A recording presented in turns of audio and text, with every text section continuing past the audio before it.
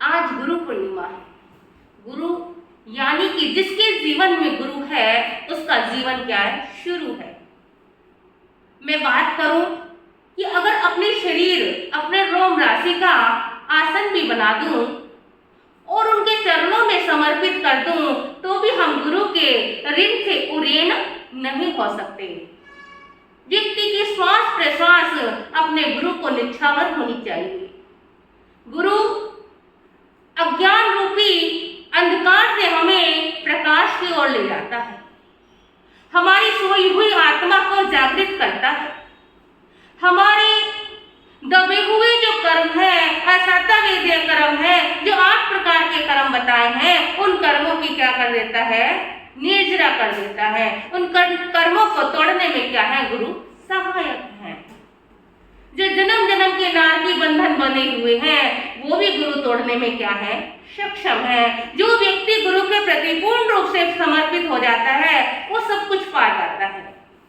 मैं आपको एक बात बताना चाहती हूँ। एक बार एक गुरुकुल था। जो गुरुकुल था उसमें बहुत सारे बच्चे पढ़ते थे, अमीर घरों के भी और सामान्य घरों के भी और गरीब घरों के भी। अब जो गुरु का स्नेह होता है वो सब बच्चों के प्रति समान होता है।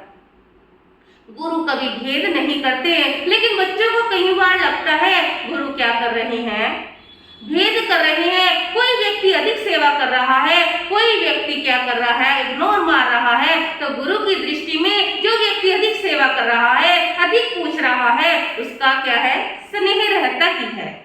ऐसे ही एक बार एक छोटा सा बालक था। गुरुजी से यदा कदा पूछते थे, लेकिन जो अमीर व्यक्ति थे, अमीर बच्चे थे, उनके मन में जलस पैदा होती थी, घृणा पैदा होती थी, द्वेष पैदा होता था कि गुरुजी इस गरीब बच्चे से क्यों स्नेह करते हैं, इस गरीब बच्चे को क्यों पूछ रहे हैं, जबकि ये कुछ करता नहीं है। अब जब गुरुजी के पास वो बात आई तो गुरुजी ने एक बार एक उपाय सोचा।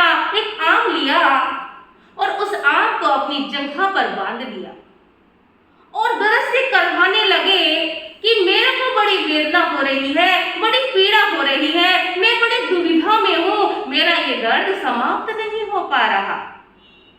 डॉक्टर आए, वैद्य आए, लेकिन कोई भी उपचार करने में असमर्थ रहा। किसी ने कहा कैंसर का फोड़ा हो सकता है, किसी ने कहा टीबी का फोड़ा हो सकता है, किसी ने कहा और अन्य बीमारी का ये फोड़ा हो सकता है। एक जोशी आए, उन्होंने कहा जो इस फोड़े को का रस पी जाएगा वो तो तुरंत मर जाएगा, लेकिन आप क्या हो जाओगे, स्वस्थ हो जाओगे। सभी बच्चे बैठे हुए हैं, सुन रहे हैं इसी बात को।